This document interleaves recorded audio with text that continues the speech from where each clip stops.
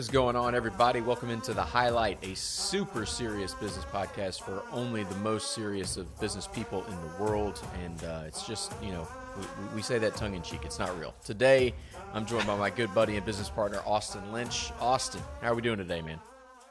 Feeling serious as always. Very serious Yes. today. Very serious today. We've said it before, one of our core values is fun. And one of the most fun things in the world, to me at least, is the holiday season. We've got Thanksgiving literally right around the corner, 2 weeks away or something at the time of this recording. And then we also have Christmas, which is another great time. The run between Thanksgiving and Christmas is it's the greatest. All time for me. Yeah. Yeah. So I got to ask, do you prefer Thanksgiving or Christmas more? What's your favorite? Oh, man. I like them both. It's going to be weird kind of for this year because last year we brought our baby son home on Thanksgiving. So that was a very weird time, but I think I'm more excited about Christmas generally speaking. I mean, I love Thanksgiving, but as I told you, I've already got my Christmas tree up in the living room. So I'm ready to rock and roll. I'm ready. You put the Christmas tree up early October, which I'm sorry, I feel like that's got to be against some rule out there. I don't know where the rule is, but mid-October Christmas tree has to be. Show me the rule. Well, I hope they tell you in the comments what they think about it. And we'll go. Time will tell. Well, I'm excited for today's episode because there are. I'm trying to think how to say this. This is the black time. This is when red P&Ls become black. Q4 marketing campaigns have been saving companies for years, and digital marketing is a huge piece now, 2022, 2023 and beyond. It's huge. I mean, if you're not doing digital marketing right, then you're going to miss out on a massive opportunity. So you're the paid media wizard here at High Beam Marketing, and I asked you to put together a list of best practices isn't the right word. It's more of like things to check in on before you launch these major campaigns in Q4, right?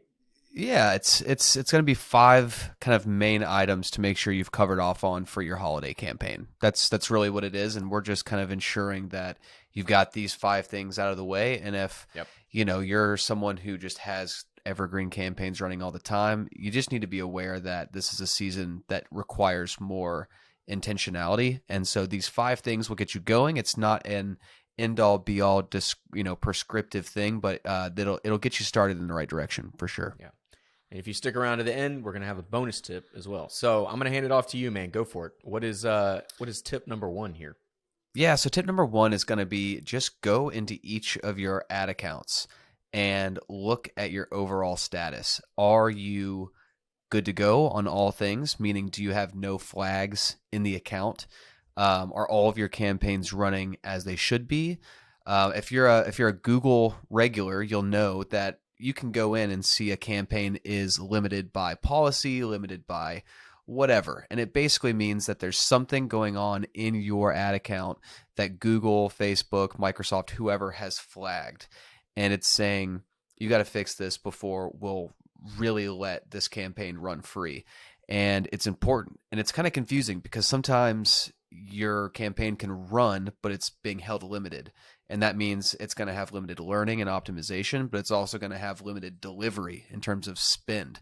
So you want to just make sure you don't have any giant flags, because the last thing we want during the Q4 season, which is so many companies' Super Bowl, you don't want your account limited. That's going to start you off on the worst foot possible, because if your goal is to scale your Q4 activity, this is the absolute first place you have to start. You got to make sure that your account is good to go and that you don't have any weird flags. Do these flags, is there any chance that they could affect other campaigns that you have running within that account, or that's a great question. Within that one campaign? So it really depends. Certain platforms are more finicky than others. And so for platforms like Facebook, that one is very touchy. You can have one campaign get flagged and it can shut down your whole ad account. Now that's fairly rare, but we've seen it happen here at High Beam. We've seen it happen a couple times. And so if you're running any sort of ad copy that is bolder than usual, this is something that you really need to be looking out for. So Yes, it can absolutely impact your other campaigns. And for Google and, these really heavy algorithm based platforms, when your account has less conversion data overall, it does hurt everything else because it's kind of using this giant snowball of learning to kind of keep things rolling. So yeah, Yeah. it can definitely be a pain. And I've seen it happen where people start to try and ramp up their campaigns, November 20th, right before Cyber Monday and Black Friday weekend. And they get in there and their account's blocked. They haven't ran an ad in a while, but for whatever reason, their account's blocked. And now you have to work with Facebook to get that fixed. And good luck as you getting can those reps to probably show guess, up during the holidays. exactly, they are dealing with 10,000 flags, as are we. So, it's something that you just need to make sure you touch base on now, instead of 3 weeks from now. Yeah, I remember last winter we had a former account that was targeting older people, and I believe Facebook. Correct me if I'm wrong here. Facebook has them as a it's not a sensitive group, but it's a protected group, or what is Facebook's terminology there? They call it a what? Sometimes they can be considered a special ad category, which is basically kind of like you mentioned. It's just there's a little bit more regulation and a little bit less targeted. Like a higher risk for issues. So politics falls in there, religion falls in there, real estate age falls in there. It's some interesting stuff. Yeah. So, you know your brand out there. Just make sure that, do what Austin says here. You're wanting to check in and turn the spend on earlier. Run the water through the pipes, find the holes before you need to show up. That's a great way to put it. Yeah. All right. You so definitely what about don't want to number be. two? Yeah. Number 2. So this one is one that a lot of people probably don't do as much as they should, but go in and take a look at your custom audiences, especially in platforms like Facebook where you're pushing your ads out to a group instead of, sending keywords out there to return people. You want to go in and take a look at your custom audiences, your retargeting people, who's been commenting on your posts, who's been visiting your product pages on your website, your retargeting pools. Get an idea of what those sizes look like. So, if you have 10,000 today, you should know that. You should know that you have 10,000 today. And then coming, the week before Cyber Monday, maybe take a look again. If you're at 15,000 now, maybe you should consider making some budget changes, adding in some new creative, something along those lines to better serve that group of people. And if it's gotten smaller, then you need to make sure that your frequency isn't out of control already. And you need to make sure that you're planning for that particular size of a group rather than just, treating it like it's any other audience. If an audience of 3,000 people and an audience of 30,000 people, it's a much different thing. And your risk of kind of oversaturating that group with the same message is a lot higher. So there are just some things you want to do, but knowing if your audiences are increasing or decreasing in size as we move towards the holidays will help you kind of succeed in adjusting for that weekend.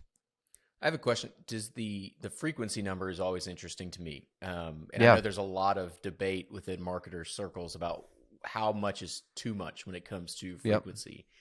When it comes to Q4 though, and people are in that buying frenzy, do you think it's okay to have a higher frequency when it comes to ads? Absolutely, yeah, because what's going to happen is your brand is going to be competing. And first of all, before I go any further, you should expect your cost for your inventory to rise during this time. Because as you can imagine, lots of other people are getting more aggressive. And so expect your margins to maybe dampen just a hair, but hope that you can get more transaction volume during this time. Yeah. So hey, I want to say something right now. Scared money don't make money in Q4. That's a fact. That is a fact. Scared money don't make no money in Q4. Hey, people are on vacation. They're sitting on their couches. They're doing the scroll. Right. Get your ads out there. Yeah, and there's going to be a lot of them. And so to your point, it's going to be a game of frequency. You're going to need a higher frequency. And so I would say, 3 times a week is probably, your minimum frequency for Q4. If you're selling a product, if you're an e-commerce company, that's probably what you need to be targeting 3 times per week. Now, that said, you don't have to be running the same exact square for all of those 3 times. I would recommend, if your budget isn't huge, set up your campaign to run dynamically, give it 10 images, and then, maybe over the course of 3 weeks at that same frequency level, when things are kind of crazy, they might have just now started seeing the same ad twice, but they've been seeing the product, they've been seeing the branding, they've been seeing everything repetitively. So just know that you can kind of save your customers some agony of seeing the same thing over and over again by investing in another 5 pictures. We say it all the time here. Creative is the variable to success when it comes to campaigns. I mean, there's a little bit of there is some wizardry that goes into building the campaigns, no doubt. But the thing that gives you an actual competitive advantage that nobody else can replicate is your creative, because only you can make an ad with a certain hook and a certain creative content that flows throughout it, and then a nice CTA at the end. Like, that is a totally unique thing to you and your business and your campaign that nobody else can replicate. We can all target the same zip codes and whatever, insert demographic data here, but we can't copy your creative when it's right. So I love that tip, because a lot of times when we have new clients on board with us, the first thing we're telling them is, hey, I need 10 to 20 new pieces of content ASAP. And because a lot of times we're taking over campaigns that have already been played out. Exactly. They've been running for 6 months, and you can't really, there is some things you can do to freshen it up. If it's been a situation where literally the same thing's been running for 6 straight months, I can introduce some new audiences to at least show the old ad to new people. But, truthfully, new images are going to help lift the ships. So, and think about how much advertising have you done to this point in the year? Because if you've been light on ads all year and you're thinking in your head, oh, we'll just pour it on in Q4. Good luck. That's you and everybody else. And you got to think about it this way. It takes a certain amount of times for somebody to see your brand, unless the creative is so good and so spot on for that person, and you meet them right when they're ready to buy the thing, which is, in our world, so rare. Like, marketing just doesn't work that way. Very often does it work that way. Yeah, exactly. And so if you've not been running ads and you've been priming people all year, you might want to look at increasing your budgets. Like, it is back to the frequency thing here. You probably want to, you're going to want to dial it way up. Yeah. So that actually leads me into the third point nicely, and that is to check on your budgets. So there are several things you need to keep your eye on. So point number 2 was be aware of the sizes of your audiences. Checking your budgets is kind of that next step. It says, my audience increased from 5,000 to 10,000. Well, that means you have an opportunity to spend more to reach that whole group at that frequency level that we're shooting for. So be aware of where you're spending the money. How I personally look at your budgets on a day-to-day basis, if you're kind of new to this, what you might want to do is say, Monday, Wednesday, Friday, I'm going to look at my campaign data, and I'm going to look at it for the last 7 days. Watch its trend, and if it's trending up, give it more spend. In the paid social world, it's kind of hard to know when your diminishing returns are setting in. And so by touching base every other day, you'll have a much clearer picture. And then in the paid search world, your campaign will literally tell you if you need more budget. Set your target ROAS where you need it, and then just be checking in on it, because during the holiday season, if your business naturally does a lot more sales through that 3-month window, your campaign is probably going to say, hey, we're limited by budget, we need more. And that's your opportunity to feed it and make more. Or you could, if you just simply don't have the money, you could even ratchet up your target ROAS and get more value for what you're already running. So just even if you're not increasing or decreasing necessarily, just be aware of your budgets and what your campaigns are telling you, because you could dial up the profitability or dial up the spend and get more sales volume coming through. So there are just some things you want to keep your eye on. Yeah, I love that tip. That is a huge tip, because we hear from people so many times. Clients come to us and say, we understand you're asking us to increase budget. The problem is that Facebook gets paid based on ad caps and spend limits, and we're going to hit our spend limit in 3 days. And the way we get paid is not that way. And so we're going to, from a cash flow standpoint, they can't, which we're very, empathetic to. We understand. Yeah. So it is what it is. Tip to target a better ROAS. That's a way to maximize it even more. It's great. Yeah, it's kind of a little hack for those who aren't in it day to day. Yeah, if your campaign says limited by budget and you're hitting the ROAS you've set the campaign to reach for, and you don't have more money, just turn that ROAS up a little bit. Nothing crazy. Go 10, 20% higher, and keep your eye on it, because guess what? In 3 days, you might see that your ROAS has lifted, and then your campaign says limited by budget again. Just keep ratcheting it up a little bit more. But during this season, it's going to be more volatile than ever. Yeah, I love it. So what about number 4? Number 4, this is one that if you're not doing this now, you're going to get that coveted low-hanging fruit. The cringiest phrase of all time. But Everything this is what low-hanging fruit. That's right. But hey, if you're being asked to go capture the low-hanging fruit, this tip is for you. You need to make sure you have a cart abandon strategy in place. What this means is this obviously only applies for e-commerce businesses, but you have a cart. Someone has put their product in the cart. They visited the cart page. They're pretty darn close to checking out at this point. They've kind of made some decisions that lean towards they're about ready, but for whatever reason they leave. They get sidetracked. They need to talk to their husband, wife, whoever to complete the purchase. Then they forget. People are busy.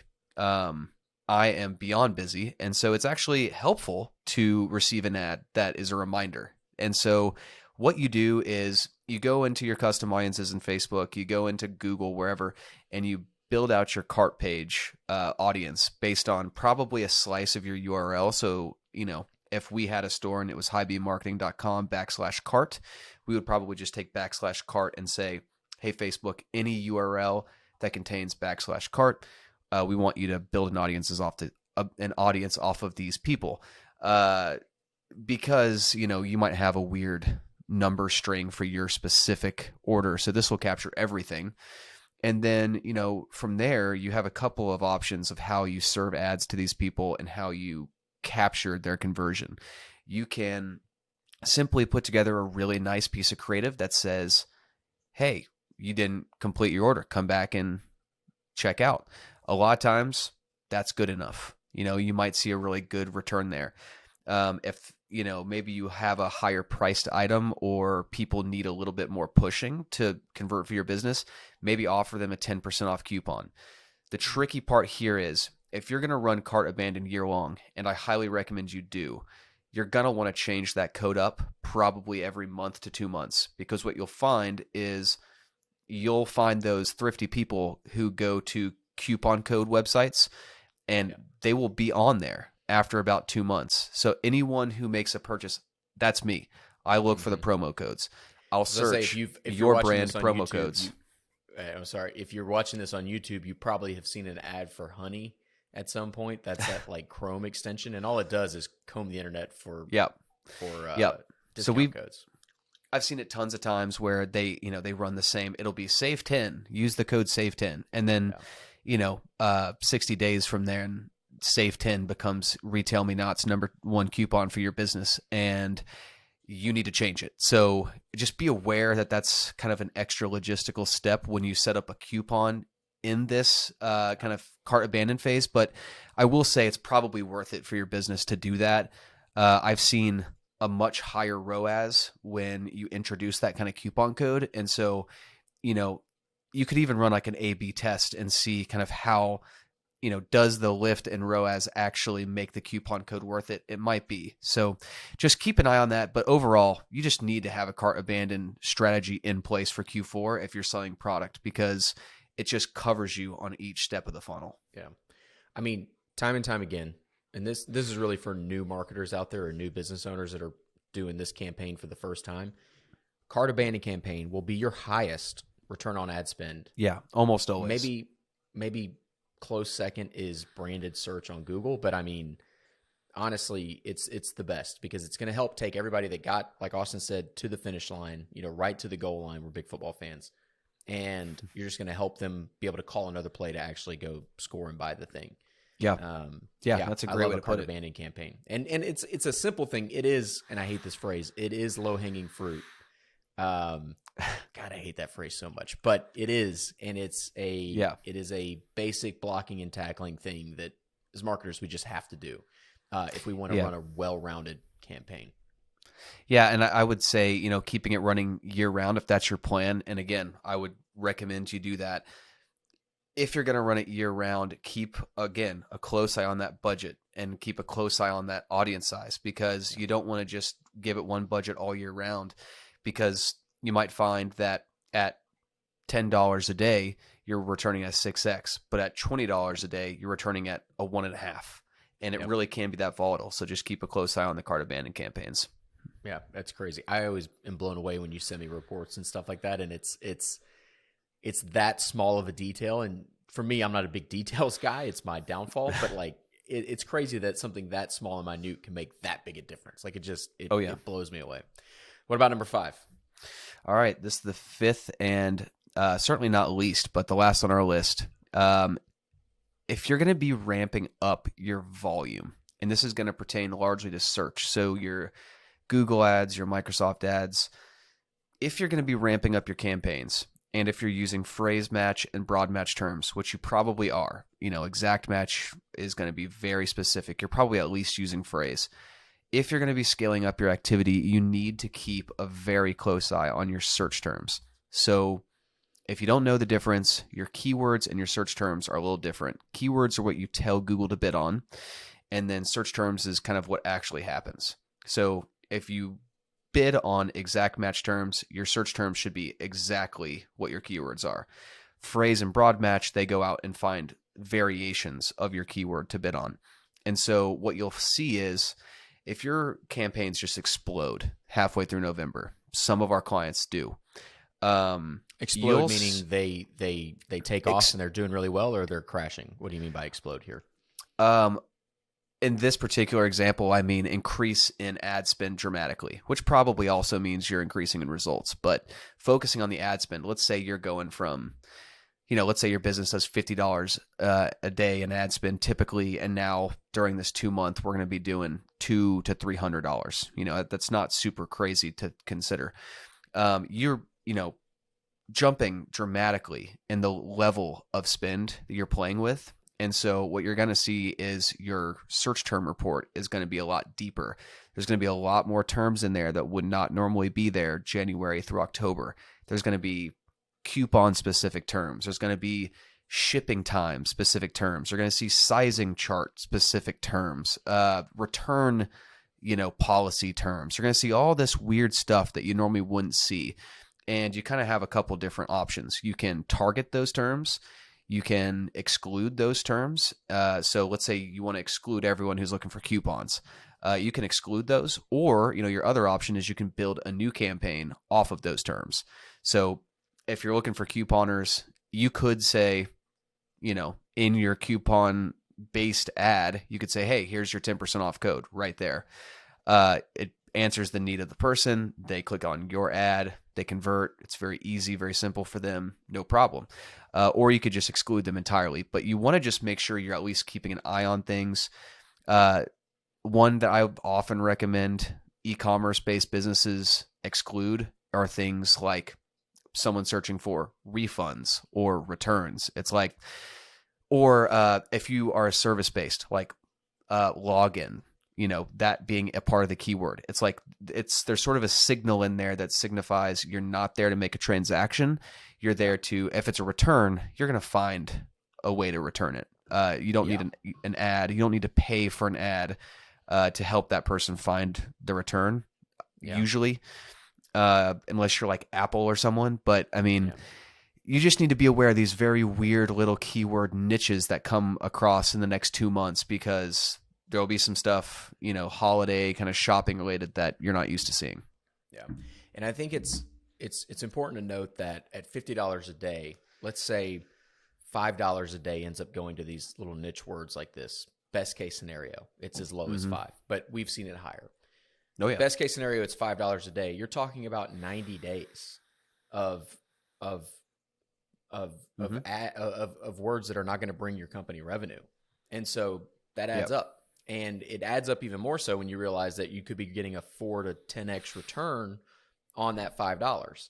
So it's not just costing you $5 a day; it's costing you up to $100 a day, depending on what you're serving and what your actual return on ad spend is. Yeah, and I would add that if you are a business that's really trying to project and forecast and look into the future, and these campaigns are something that are already matured and that you think you could use next year, by doing the hard work now and combing through your keywords and your search terms to ensure that things are dialed in now, it means that next Christmas, you might not have these same problems. People searching for refunds, that term's already excluded, and next year you're not going to have to worry about it. So to your point, it could be even more than 90 days. If you're going to run these campaigns for the next 3 years, we're talking about some serious money that is being thrown to the wayside, and you don't even know it. Yeah, it adds up. So before we do the bonus tip today, we got to talk about today's sponsor, which is, you guessed it, High Beam Marketing. You can go to highbeammarketing.com. You see it on Austin's shirt, on the YouTube channel, in his somehow not company branded blue. I don't know how you keep ending up with different colored shirts than what's on the company branding guidelines, but here we are. You are the pays to be in charge. Special exception. That's what yeah, exactly right. Look, here's the thing. We work with a lot of clients that end up starting out doing all the ads on their own. They are in the trenches day to day. They know Facebook ads work, and they just watch a couple YouTube videos on it. They've self-taught themselves, and now they're running them day to day. And there's another basket of people that we work with that are tired of working with freelancers. They're going to Upwork. They're going to Fiverr. They're putting the jobs out there for bids. They're getting hundreds of applications, and it's freaking frustrating because you don't know who to trust, and like how many of those reviews that they've got are like legit and how many were paid for, right? That's where we come in. I mean, that's really where High Beam Marketing steps in, is just we're like hiring a full-time marketing team, but at a part-time price. And you just can't beat it. And if with Q4 coming up, you could get in here and do all the things Austin just said. I know for a fact that this is hours and hours of work. Everything Austin just listed out to do at a high level, hours of work. And so if you have that time, great. Go do it yourself. This is why we put the information out here. Information is free. But what we charge for is context. And context is Austin and his team going in, deep diving into your ad campaigns and making sure that none of this stuff is broken, and all the other expertise that they have from all the millions of dollars they've spent running ads. They know how to apply it. So highbeammarketing.com, fill out the contact form, and we'd love to talk to you about your Q4 stuff. So you nailed that. I'm the head of sales, so I feel like this is what I have to be able to do. Well, I do have a bonus tip today because I am a salesperson. I'm a businessman, but I am a marketer. And my bonus tip, when we were going through this list today, because we've talked about the paid side, and I think I agree with every tip you brought up here. I think they're all small things that get forgotten about while we chase the exciting new things like building a new campaign, getting new creative, launching a new ad group, retargeting, blah, blah, blah. Yeah. The basic thing that I see missed every time we do these deep dives on companies' accounts is consistency of posting organic social content. So how much are you actually publishing on your Facebook, Instagram, TikTok, LinkedIn, if that's applicable to you, even your blog on your website? Because what happens is if a customer doesn't know who you are and they see this really cool ad, there's a certain set of customers that are going to want to do more research. They're going to click in to your profile and they're going to say, hey, am I about to waste my money on this ad, on this company, or are they legit? And they're just looking for a little bit extra clarification and a little bit more just a little confidence. nudge off the cliff. Yeah. That's it. And so they're going to go in and look. And if they saw that the last time you posted something was July of 2021, that's not going to work for them. And they're going to go back to their main feed and scroll away, and now you've lost them. And another thing that happens with posting social content consistently that's actually engaging, and we can talk about this on another podcast with all these networks flipping over to interest-based algorithms instead of follower-based algorithms. But what it's doing is it's building an engaged audience. And if you're new to this, let me tell you, Austin, back me up here. There's the abandoned cart campaign, which is probably first. And a close second is I've engaged with you and that audience, because not only do they now recognize your brand, they know who you are, they've interacted with you, which means that you provided value to them, which is like entertaining and education. And once you've given them that, now you've triggered reciprocity in their head, and they're much more likely to purchase from you. Time and time again, retargeting engaged audiences works out better. The only way to get engaged audiences, the most effective way to get engaged audiences, consistently publishing organic social media content. Start now. Q4, you should be posting 2-3 times a day if you're an e-com site. Minimum. Yeah. Minimum. And I'll say, I mean, that first of all, that's an incredible tip. Bonus or not, that's worth being in there, because to your point, cart abandon, yes, it's up there. It's one of the easiest. You're not going to have a ton of conversion volume through there, but it's an easy win. So is engaged users, except for you can probably get a lot more volume there if you're actually putting in the work on organic social. And like you said, posting regularly, but also posting videos. There's a lot of different ways that we can go in and capture those users in audience pools. We can just simply say, did they click a link, click a like button, comment, whatever? But we can also say they did it in the last 7 days, the last 14 days, the last 30 days, the last 90 days, whatever. I think it goes back 6 months to 12 months. And for videos, it can get even crazier. You know, you can say they've had to have watched 3 seconds of the video, 10 seconds, 15 seconds, 95%. You know, there's all these different ways you can cut it to get really hyper specific about who you're targeting. So just take advantage of those tools. And don't forget the simple, you know, idea of continuously keeping your audience engaged. That's a super great tip. Yeah. Well, we appreciate you guys listening. If you're ready to see 5 mistakes that small business owners make with their marketing, watch this video right here. We'll see you next time. Peace.